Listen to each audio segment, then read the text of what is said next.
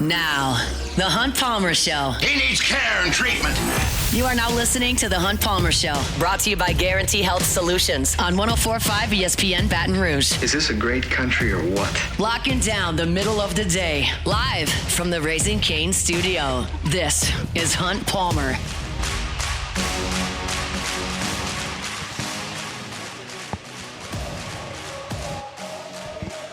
Welcome in. Hunt Palmer not coming to you from the Raising Cane studio downtown in the capital city. Instead, we're here on Radio Row, SEC Media Days 2026 from Tampa, and we are thrilled to be here for all 4 days. The action started this morning. You heard off the bench from right here on Radio Row. Matt Moscona will follow me on AFR, and we'll be here through Thursday when LSU takes its turn in front of the collected media here. We're brought to you by FMOL Health, Our Lady of the Lake, brought to you by Parish Construction and Roofing, Relief Windows, as well as Reb Fiber.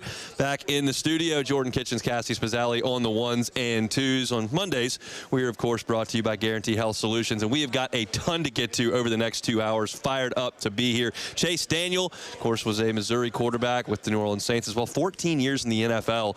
He will join us coming up in about 40 minutes, talk some SEC football, maybe some memories from his time in New Orleans as well. So excited to do that. Today at the podium, we have already heard from the head coach of the Missouri Tigers, Eli Drinkwitz. Earlier on in the day, things got started. I can't even remember at this point who started the show, the festivities earlier today. But we've got Tennessee coming later today. Also, Kentucky just took their turn at the podium. I'm older than Will Stein, which is a little bit weird that I'm older than a SEC head football coach. But I got him by a few months. He's a 1989 kiddo. I was born in 88. But it's not a day full of headliners today. Those will come a little bit later. But the energy is obviously palpable. Everybody's buzzing around. And it's the unofficial start of football here in the Southeast. And we are fired up to be here with you. Let's get things started, as we do every day, with our opening drive. Welcome to the big league.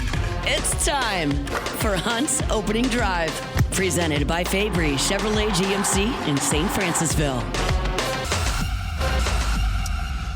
So Greg Sankey was the first at the podium today, and it's the general state of the union in the Southeastern Conference. And I took away a couple of talking points from Greg Sankey today. Maybe overreacting a little bit on my part, but I admit that readily. But I was curious at his answer about the Southeastern Conference championship game, because 10 years ago, I would have never in a million years suggested the SEC would do away with that game. And I don't think they're especially close to getting rid of it right now. The estimations by ESPN earlier this year that the SEC makes about $60 to $80 million on that game. I don't think they're in a hurry to leave that on the table. However, the college football playoff drives this sport. It drives the discussion, it drives the revenues, and it's the important issue. And the SEC certainly wants to get as many teams as possible into that playoff. And while at one point, Southeastern Conference Championship game could be looked at as an opportunity to win the nation's toughest conference, it's also, at the same time, an opportunity to lose another game. Now, last year, Alabama got smoked in the SEC Championship game. Georgia just dog-walked them. And it didn't hurt them. They were 9th in the CFP rankings going into that game. They were 9th in the final rankings when it was over, and they took that road trip to Oklahoma and won that playoff game. So it didn't hurt last year, but that doesn't mean it's not going to be taken into account at a later date. And that's something that the SEC coaches are just not willing to deal with. And Commissioner Sankey was asked about the conference championship game, and he gave kind of a, snarky's too strong a word. He gave a little bit of a soft open, and then got a little bit more deeper into it, because I have to go back and figure out how many years we've done it on our own when conference championship games were initiated. The majority that didn't flip in our direction, probably over the course of a decade. I think even more, the move to 12 teams in the college football playoff has created pressure around championship games. We've talked through the factors that support the pro list. We've talked about some of the con list, the negatives that need to be considered, and we have some time. We will have a conference championship game the first Saturday in December of 2026. We have contracts and plans in place well beyond that, but we have time for consideration. One of the factors for us is what will happen with the college football playoff. Right now, the SEC, you have a 9-game conference schedule that everyone will play starting this year. Then you've got a mandated Power 4 game outside the conference. So that's 10 that you have to play. And if you get into the Southeastern Conference Championship game, that's 11 P5 games you've got to play. It used to be 8 if you didn't make the conference championship game. Now you're going to 11. So that's something that's going to make a path to the college football playoff more difficult. And these coaches are not happy about it. Eli Drinkwitz was one of the first guys to talk today, and he talked about the coaches already, without having buckled one chin strap, the coaches already regret going to 9 conference games because you guarantee the league 9 more losses. And so it's an interesting discussion of, do we keep playing this game? Because what are we weighing most significantly? Is it the, call it $80 million that the SEC makes on that game? Or is it the potential to lose another game and fall out of the playoff? Now, again, that hasn't happened. It happened, in bygone era, not in the college football playoff era. It did not happen to Alabama last year. But we know LSU knocked Tennessee out of a national title game back in 2001.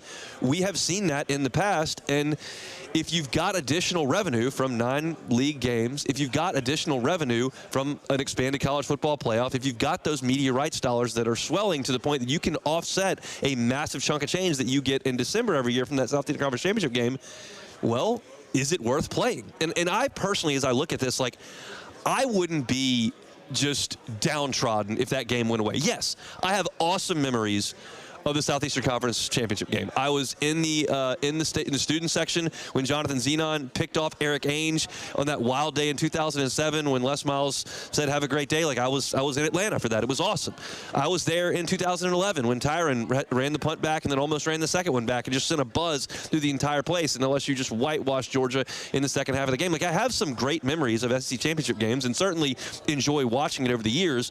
But with the expanded playoff, if you just fill that weekend with playoff games instead of the SEC championship game, I'm okay with the trade-off.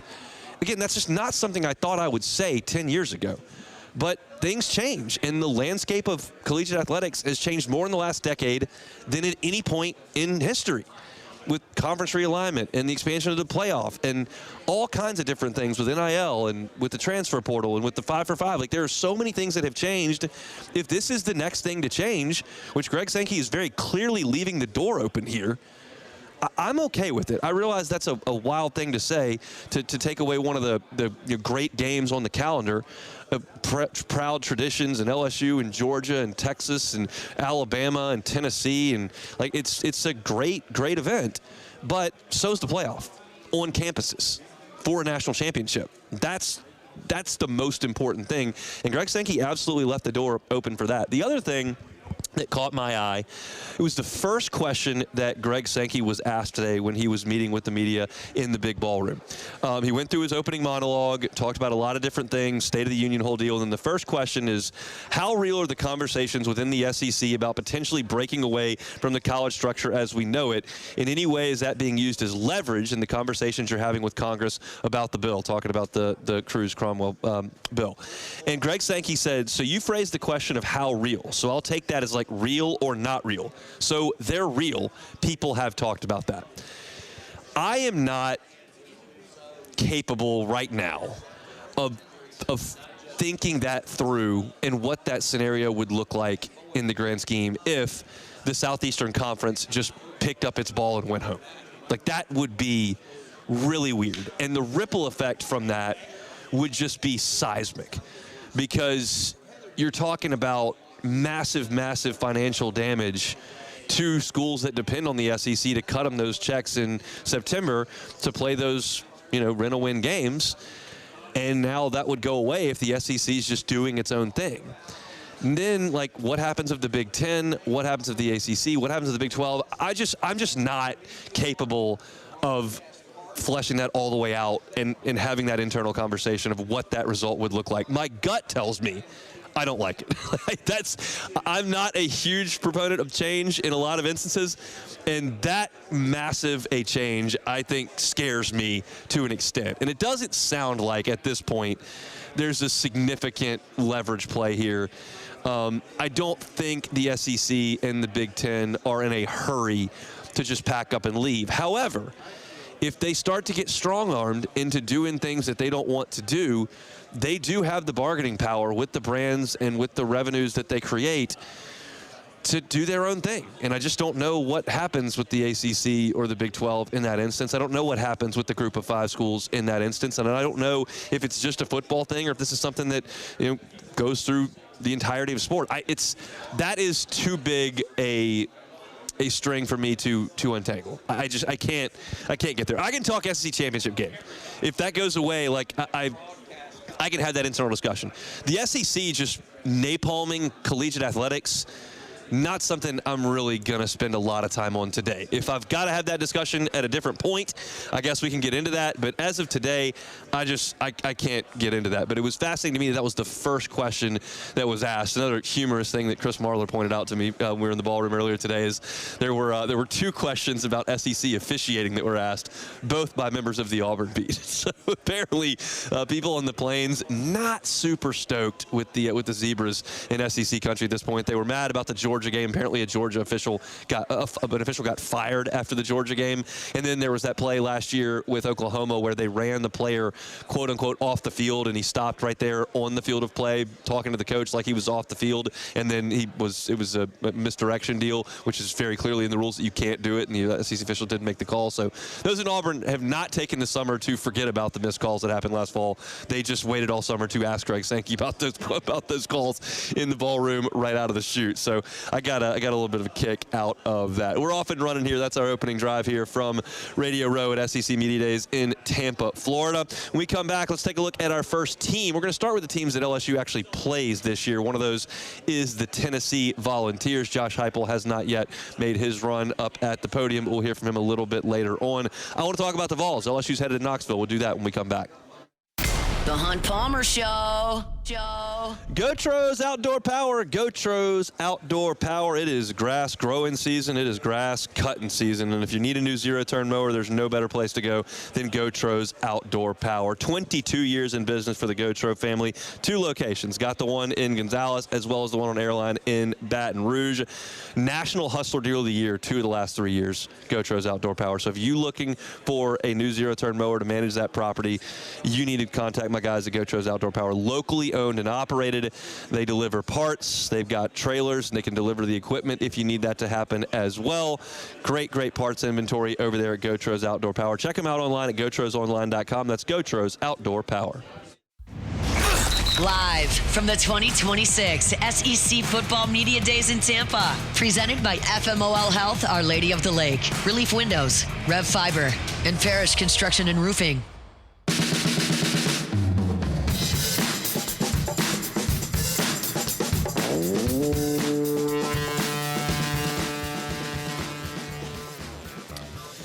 Back here on Radio Row, SEC Media Days 2026, day 1. We are fired up to be here. I want to remind you, my friends, at Fabry Chevrolet GMC. They're online at fabrychevrolet.com. That's fabrychevrolet.com. Got some awesome deals going on in the month of July. GMC is offering employee pricing on the 2026 GMC Sierra 1500 Denali's. Now until August 3rd, you can get up to $8,000 off of select Denali's. And Chevy is offering 0% APR financing for 5 years on the 2026 Silverado 1500s, plus no monthly payments for 90 days now until August 3rd. Get by and see them. They're on Highway 61 in St. Francisville. You can check out the entire inventory online at fabrychevrolet.com. That's fabrychevrolet.com. I was just talking in the Bayou Ford chat a little bit earlier in the commercial break. We got into Tampa yesterday. I'm digging the vibes of Tampa. I like the river walk. It's working. I like the logistics of this hotel. We got some good dinner last night. It's been good. This is trumping Atlanta in just about every way. Last year in Atlanta, I liked the setup in the College Football Hall of Fame. I didn't really like anything else. So this has been good. It's going to be a great week, and we're excited to be coming to you. Thanks to our friends at FML Health, Our Lady of the Lake. Thanks to Parrish Construction and Roofing, Relief Windows, as well as Rev Fiber. Let's talk about the Tennessee Vols, shall we? This is not a team that LSU has played a lot. LSU has not been to Knoxville since 2017. Remember that game? It was a torrential rain there in Knoxville. Ed Ogeron's first full season as the head coach. LSU won that game. That was LSU's last trip to Knoxville. That'll change coming up this fall. LSU will be there November 21st. So probably pretty chilly game for LSU to play in against Tennessee.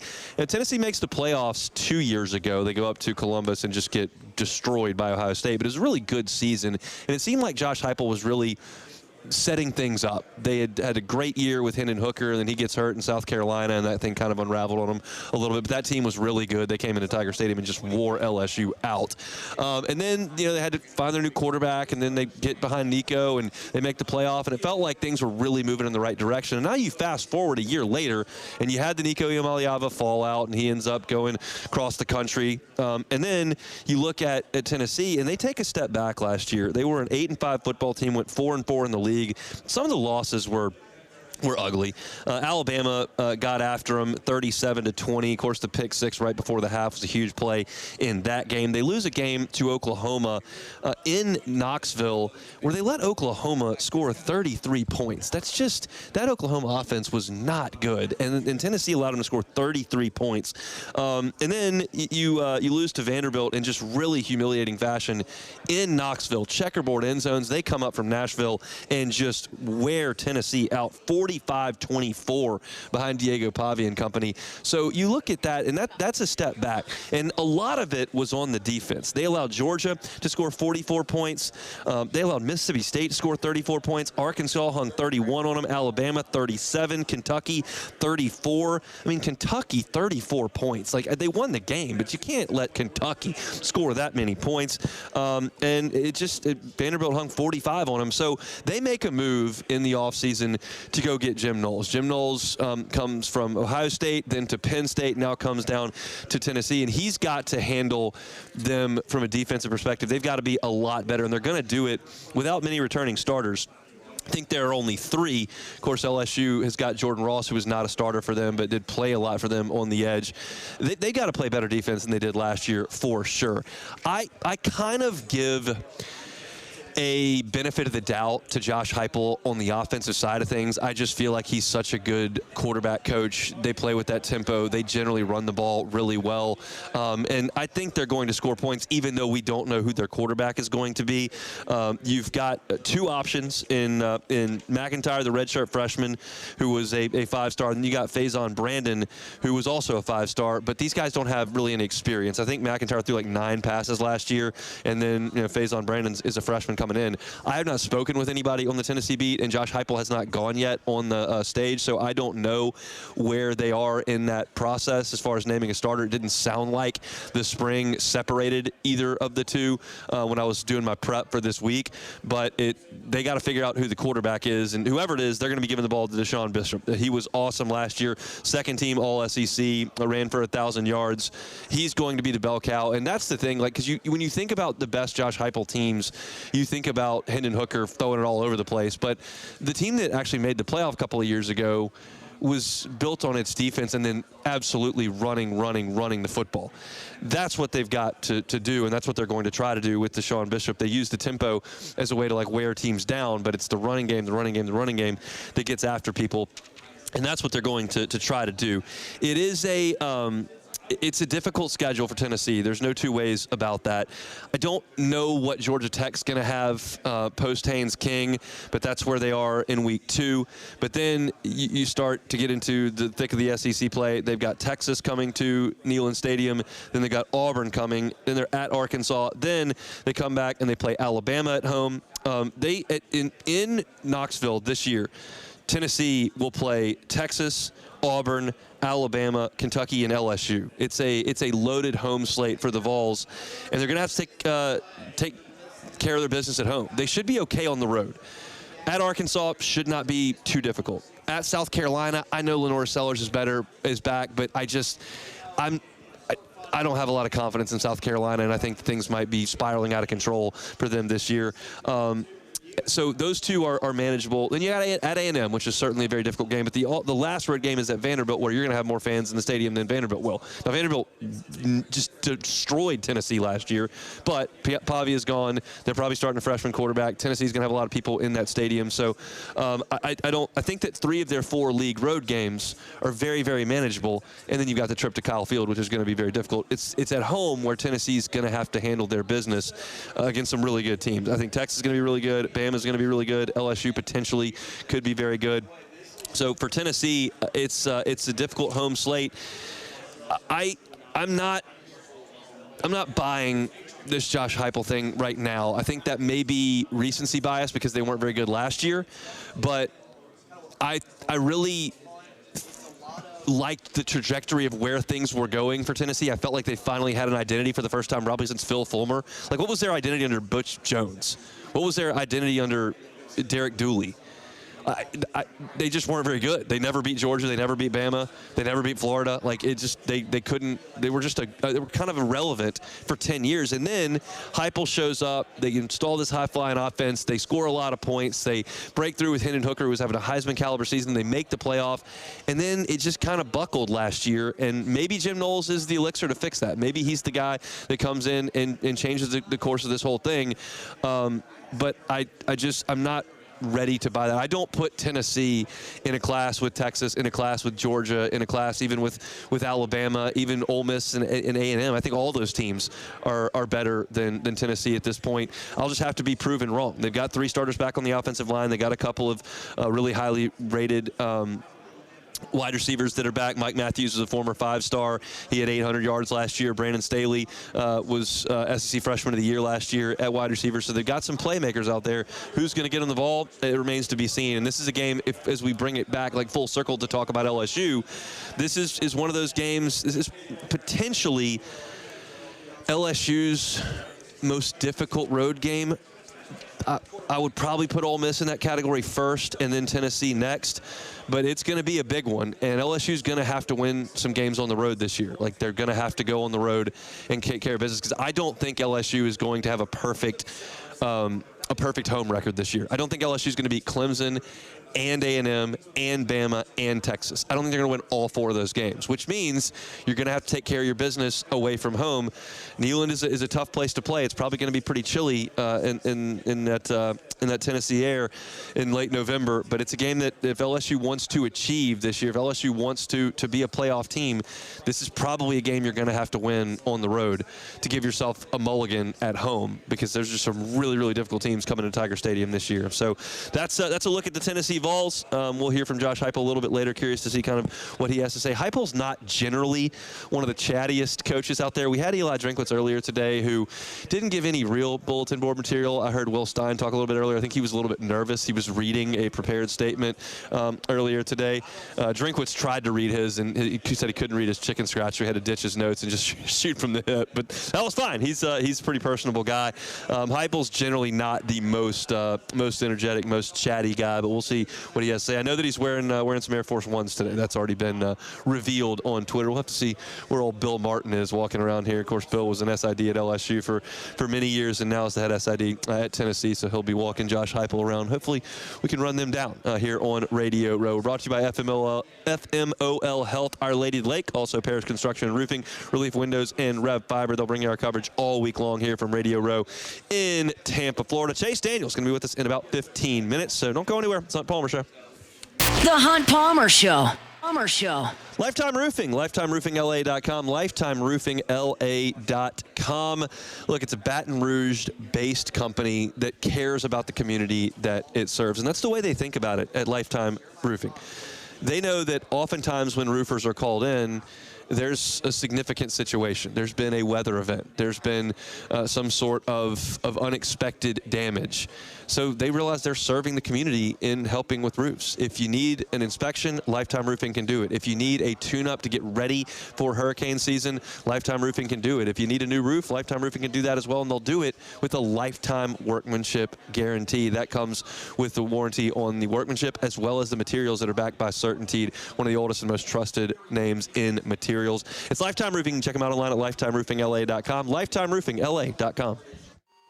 Live from the 2026 SEC Football Media Days in Tampa. Presented by Parish Construction and Roofing, FMOL Health, Our Lady of the Lake, Relief Windows, and Rev Fiber.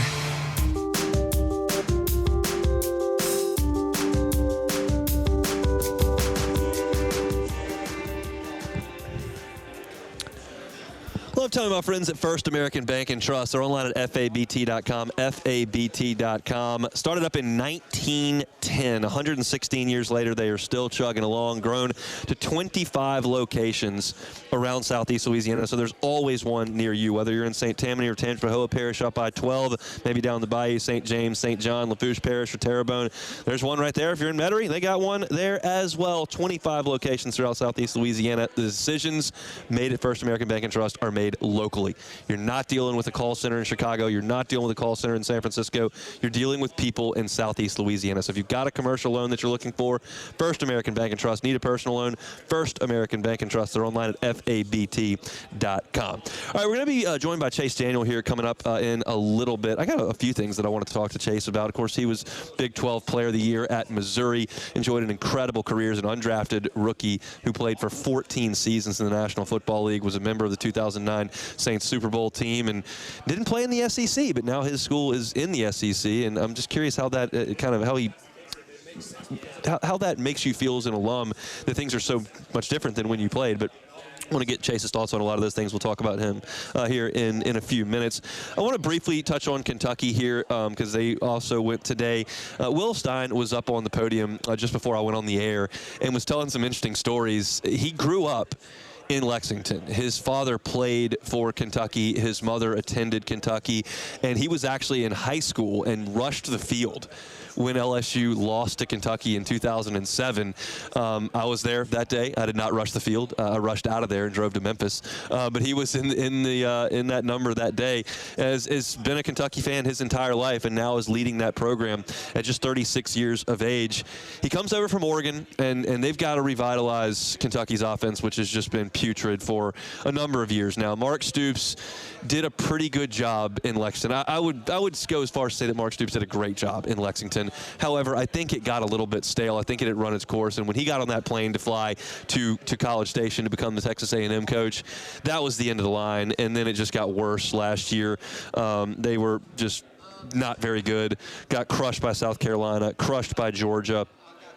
Came up short against Texas, got annihilated by Tennessee 56-34, 45-17 against Vanderbilt. It was just an untenable situation there in Kentucky. They needed a change of pace, and they've really gone the other way. You had an old blue-collar defensive guy from Ohio, and you come with this young, energetic, offensive-minded head coach. It's a complete 180 in Lexington at this point, and LSU will go to Lexington on October the 10th this year to take on the Kentucky Wildcats. And the offensive coordinator for Kentucky, Joe Sloan, is there. I think Will Stein's going to handle the offense. I think a lot of you probably rolled your eyes when I said that and go, well, that was terrible. Why would you even hire him? Well, Will Stein's going to run the offense. He ran the offense at Oregon. He's going to run this offense. Joe Sloan just there as kind of a lieutenant in that way. The familiar names that you'll know for Kentucky. Lance Hurd is going to be their left tackle. He spent a year at LSU, a couple years at Tennessee as a starter. Now he'll move on to his third SEC school at Kentucky. Speaking of third SEC schools, Nick Anderson, wide receiver who started at Oklahoma, then to LSU, now is at Kentucky. So those two guys will be on the field. You'll recognize them. Quarterback's going to be Kenny Minchie, which is very interesting. He comes over from Notre Dame. Let's put a pin in that, and we'll welcome in our first guest of the week here on Radio Row, Chase Daniel. Good enough to give us a little bit of time. Chase, thanks for that. How are you? Yeah, how you doing, man? Can we turn him up a little bit, Rivers? No, doing great. So I want to talk to you about a lot of different things here. We're on in Baton Rouge in South Louisiana. She's going to pot you up Awesome. there. There we are. We're on in South Louisiana. Obviously, you spent some time there. Yes, a lot of time. A lot of time. An undrafted free agent who ends up 14 years in the NFL. I'm glad you got that number right. 14. A lot of people say 13. It's 14. How do you do that? Well, you gotta have a little bit of luck. Got to have the right coaching staff. Got to have the right people teaching you. And I think ultimately, like when it comes to pure backup quarterback play, I've always said two things. One, you got to play well when your opportunity gets, because that is the number one reason why you continue to play. And number two is you got to be a good teammate, man. You got to be able to be the starter's ear, and you got to be able to be like. You can't be a distraction as a backup quarterback. And there's so many things behind the scenes that a lot of people don't understand that I sort of was able to get and bring to different teams, and ultimately at the end of my career sort of help younger guys out. Take me behind the curtain in the meeting room with Sean Payton and Drew Brees. So what's that like? I mean, it's just crazy. I mean, it's literally like two maestros up at the whiteboard, just like, hey, you like this? Oh, no, I like that. And it's like, Sean Payton, and stories galore. He'll spend. I mean, I'm not kidding you, right? Like, he loves burning the midnight oil. Like, he loves sitting in there. That's when he does his best stuff. But I've seen and heard stories where a goal line package, which every team maybe has 2 goal line package plays in every game plan. And by the way, a game plan's 200 plus plays. So like, I don't really worry about. He'll spend 2 or 3 hours on one play just getting it right. And we won't run that play for 8 weeks. But when we do, he's like, yeah. So it's just like the level of detail like that is unmatched. Chase Daniels, our guest here. We're on Radio Row here at SEC Football Media Day. So catch us up on what you're doing now. A little bit of change of scenery. I think SEC Nation, is that right? Yeah, so joined SEC Nation this year. Last year was the first year with ESPN. I was calling college football games and doing a bunch of NFL Live and NFL analyst stuff. So just ended up signing a multi-year extension and adding SEC Nation to the job title. So we're going to be on campus. Roman Harper, Matt Berry, and I are new. Obviously, Tebow the legend, Paul Feinbaum, Marty Miggy, all these guys. So to me, it's really cool because when I retired in 22, I spent all my time in NFL world. Like, all my analysis has ever been at NFL world. And then last year sort of got the itch of like, hey, calling college football games live. And then this opportunity came up, and it's just such a good opportunity to jump out with SEC Nation. So you were obviously the Big 12 Offensive Player of the Year. Yeah. Missouri moves over to the SEC a few years after you leave. What is your reaction to that? Like, obviously they're ingrained in the SEC now, but you were a Big 12 player, and now it's a different world for Missouri than when you played. What's that like? I think that our chancellors and our AD at the time, Mike Alden, had such a foresight on what was coming down the road. And I'm so glad that we joined when we joined because, one, obviously, like the exposure, but two, knowing where everything was going, to be able to get into the conference is awesome, to be completely honest with you. And the first 2 years, what do? We go to the SEC championship games. Now, I ended up getting smoked, but like, it don't matter. Like, you get this new program coming in. Winning the East is no joke.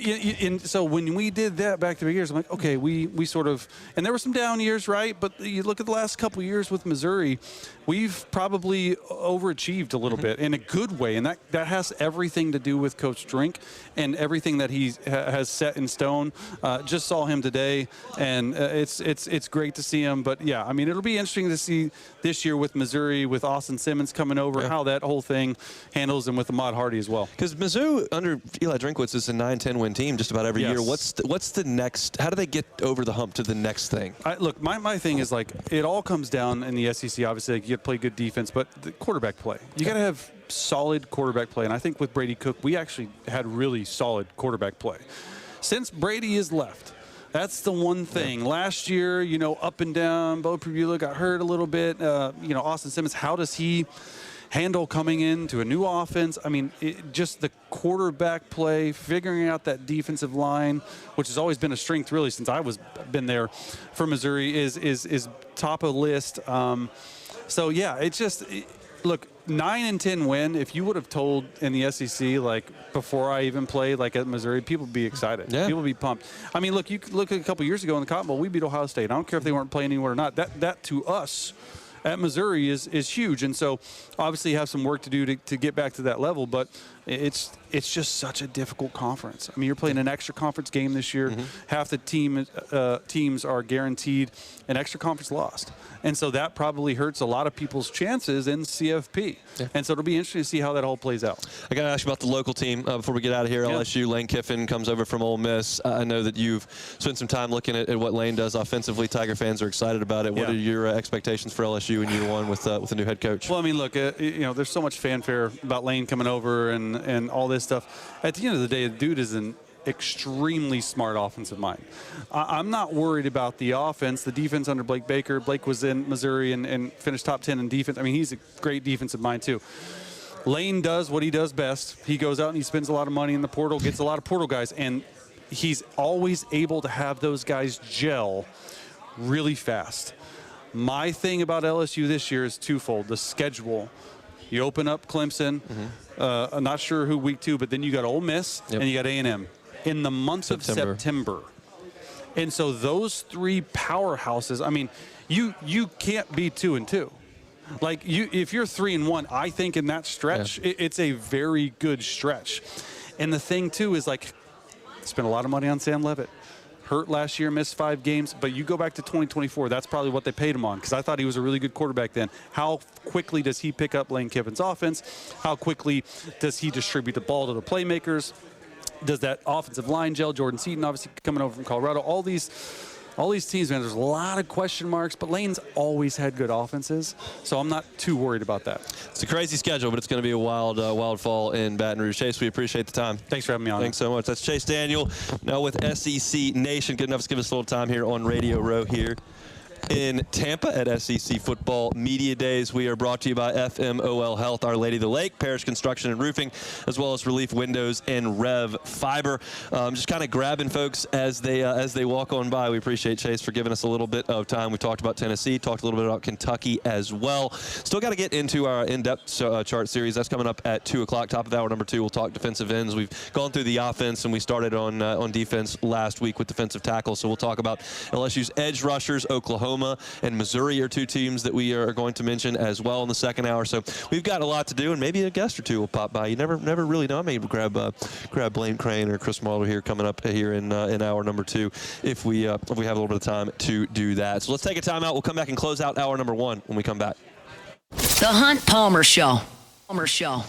Always love telling you, my friends over at Ochsner. Look, it's hot, y'all. It is hot in July.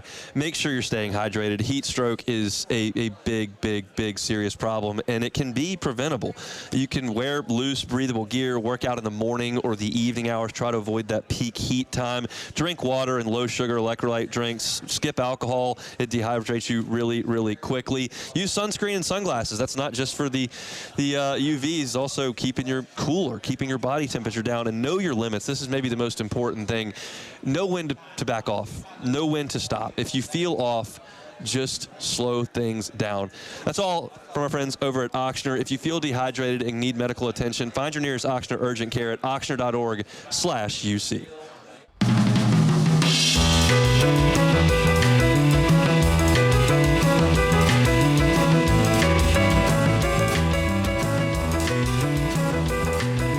Here, Radio Row in Tampa, SEC Football Media Days 2026 will be here Monday, Tuesday, Wednesday, and Thursday. LSU, generally speaking, leads things off, but they're not this year. LSU and Texas are closing things down on Thursday, so a little bit of a different flow to our week. I'll be honest, I kind of liked LSU going right up at the top. That allows me to just get all the content I need and space it out over the days. Now, we don't have any LSU content to write about or talk about until Thursday, so it's a little bit different, but I think this is a strategic move by the SEC. Last year in Atlanta, we were there, and on Thursday, by the time the last groups were coming through, and Missouri was part of that because Eli Drinkwitz made a comment, there's just nobody left. Because, like, if you cover, just hypothetically, you cover Tennessee or you cover Texas A&M, and they go Monday or Tuesday, like, are you sticking around for Thursday? Like, maybe not. So by that point, you've already run through 12 teams, and you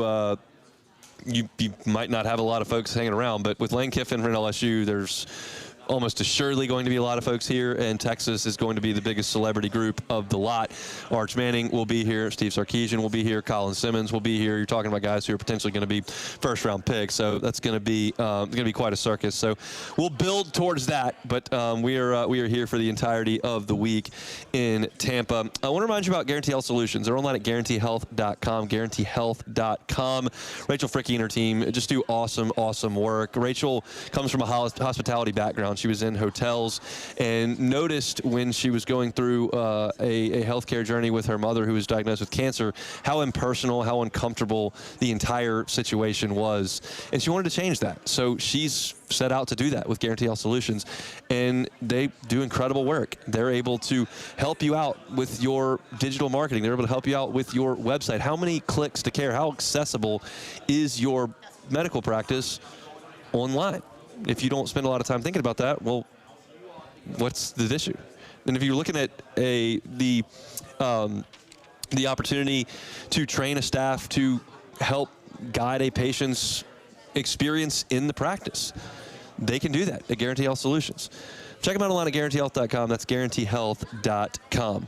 All right, we're going to talk about LSU defensive end play coming up at the start of hour number 2. We also got to touch on some of the other teams that are here. Oklahoma started things off. Brent Venables was here a little bit earlier, and we also heard from Eli Drinkwitz a little bit earlier. So still plenty of stuff to do here on this Monday. I missed Will Stein. What did I miss, Chris Marler? First off, I don't love this angle. Not much. It was like a valedictorian speech. Yeah, he was like emotional, I think, or was he nervous, or like what was the vibe on that? I mean, it's his first time. He's younger than me. He's 36 years old. Like it was probably something that he wasn't all fired up to do. It just felt a little. He's 36. That makes me question my own life choices. Yeah, I texted you. I was like, is he crying right now? But also, I will say this, to be fair, because it's easy to make the joke. It was a very unpolished start to like the. Yeah, he was reading, and like there's just not a lot of. He was not relaxed. First 2 minutes were about his wife being good at pickleball. Yeah, that was the first thing up was pickleball, which you never know what you're going to get down here. I looked it up. She's not even ranked. So, no.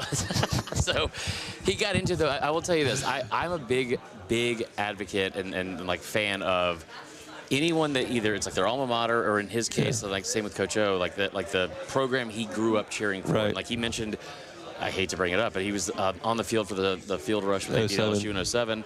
I was in the LSU student section. I did not rush the field. Fair. I drove back to Memphis. But he had I think when you come up around a program like that and it means a little bit more to you, like we see it with Kirby Smart, we saw it with Coach O. I don't think he's going to win a national title like that. But no. I will say that he seemed a lot more confident as it went on, and that was good. He also said some stuff about Joe Sloan that I was surprised by. Like? All positive stuff. Okay, well, I figured he probably would. He probably wouldn't go, I hired this guy as an offensive coordinator. He sucks. That's probably not going to be it. That's probably not going to be it.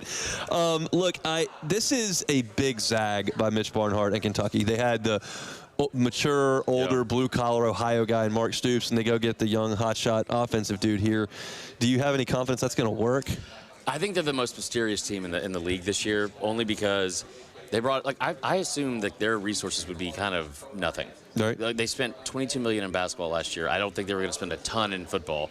And out of the gates, they go get a top 10 portal class. They brought in 29 kids. Like 20 of them were former Power 4 players, 13 from the SEC. I mean, they got some former 5-stars. They got a good class. I don't know if that's going to matter. Also, their offensive line, which is usually where games are won and lost. Lance Hurd's going to be the left tackle, which I didn't hear a ton of great things out of Knoxville regarding his play for a couple of years. But obviously, he's a big talent. They bring Nick Anderson over from LSU to potentially play some wide receiver. He's been hurt for 2 years, basically. But LSU plays Kentucky, and I was talking about this earlier. Like that's a game that LSU obviously has to win. Like there are some road games that LSU just has to go take care of. Yeah. You can't lose at Arkansas. You can't go lose to Kentucky. You really shouldn't go lose to Auburn. Right. Like you have to go because you got everybody's coming to Tiger Stadium. But this is one of those games that you got to take care of, and I feel pretty good about it. I guess Kentucky's probably just gonna have to prove themselves to me. If you told me they were gonna go 7-5, because again, he mentioned they have 43 players with at least one career start. Okay. If you like rankings and stars, there's some players on that roster that are really impressive. Like if you signed Nick Anderson 2 years ago, like LSU did, we're probably thinking it's a much better and It's going to be a bumpy. Offense. It's going to be a bumpy start for the Wildcats. They play Youngstown State in the first one, and then they got Alabama coming to Lexington, and then they go to Kyle Field. That's not a great way to open the season. But I mean, I think 3-9. I think is what I put them in, like our preseason breakdown and countdown to kickoff at LouisianaSports.net. And I think that's probably more accurate because again, it's hard to win right away. He's a first-year head coach, and the schedule is pretty brutal. It's just when you're Kentucky, this is something I was talking about with Arkansas last year. Your schedule's always going to be hard if you're Arkansas or Kentucky because you don't get to play yourself. Right. Like, we get to play Kentucky. Well, you don't get that game. You'd find a way to lose still. So it's like that always becomes hard. I'm looking at games that they could potentially win. Like, can they go to South Carolina and win? Don't do this to me right now. I mean, they can. I think the away team usually. I don't know. Can they beat Vanderbilt in Lexington? That's going to be the worst. I don't know game. anything about Vanderbilt because Diego Pavi doesn't play for them anymore. So that's all that. Well, they got the 5-star freshman quarterback. And That's all I know. Not big shoes to fill, but probably size 8.5 shoes to fill. And then like Florida, sure, I don't know what they are. Again, like you brought in like this. That's the beauty of the NIL. We thought Indiana was going to suck forever. Yeah. And I don't think they're going to be Indiana. And I certainly hope he doesn't turn into Kurt Signetti because that is going to be insufferable for everybody. Yeah. But I mean, I think.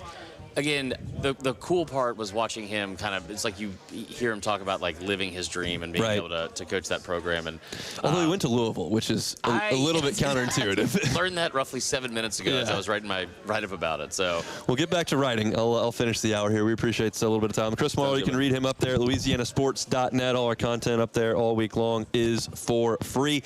All our coverage all week long is brought to you by FMOL Health, Our Lady of the Lake, Parish Construction and Roofing, Relief Windows, and Reb Fiber. They'll have us here all week long. We certainly do appreciate that. That's fast moving. Hour number one here. That's remarkable how fast that goes when you get here and things are happening as quickly as they are. But we covered a lot in that first hour. Started the show talking about Greg Sankey's kind of thoughts on the state of the SEC and college football as a whole. We talked about the Southeastern Conference Championship game. We also talked about the college football playoff and the SEC potentially just breaking off, which was the first question Greg Sankey was asked that I thought was really, really fascinating to hear his answer there. So you can read Chris's reaction to that as well as listen to me on demand. You search Hunt Palmer Show. Like, subscribe, rate, review, and we always appreciate y'all for doing that. In the second segment, we talked a little bit about the Tennessee Vols, who LSU will play in Knoxville for the first time since 2017 later on this fall. And then Chase Daniel was good enough to give us a little bit of time. Talked a little bit about sharing a room with Drew Brees and Sean Payton in the game planning world, and then got into some football talk as well. I enjoyed our conversation with Chase. I think he's going to do a great job on SEC Nation. He was really sharp in terms of his knowledge. He was rattling off LSU players left and right. Seems like he's a guy that's really prepared. I don't think you can make it for a decade and a half as a backup quarterback in the NFL if you aren't really prepared, and it seemed like Chase was. So appreciate him for giving us a little bit of time. You can catch that on demand wherever you find your sound. We got plenty to do in hour number two. We're going to talk about LSU's defensive end play. We're going to talk about the Oklahoma Sooners. We're going to talk about the Missouri Tigers. We've got some take it or leave it coming your way as well. So just lock us in for the next 2 hours. Matt will be in this chair from 3 to 6. The Hunt Palmer Show. Palmer Show. All right, that's the end of the hour, I guess. To tell you about Boudreaux's Electrical Services, online at boudreauxelectrical.com. That's boudreauxelectrical.com. Look, Neil and Melissa have been running the show for 30 years at Boudreaux's Electrical Services. They know how to serve the people of South Louisiana. And they know how to get you into that Generac home standby generator. So don't think about the generator when the storm blows through and you're in a hot, dark house. That's not the time to think about a generator. The time to think about a generator is now. Get the local team to install that Generac home standby generator so that when your power does go off inevitably, when we've got these storms that blow through, you will be powered up by the folks at Boudreaux's Electrical Services. Again, they're online at boudreauxelectrical.com, boudreauxelectrical.com. Got 2 phone numbers, got you covered in Gonzales as well as over in Donaldsonville, 985-397-1562. That's Boudreaux's Electrical Services.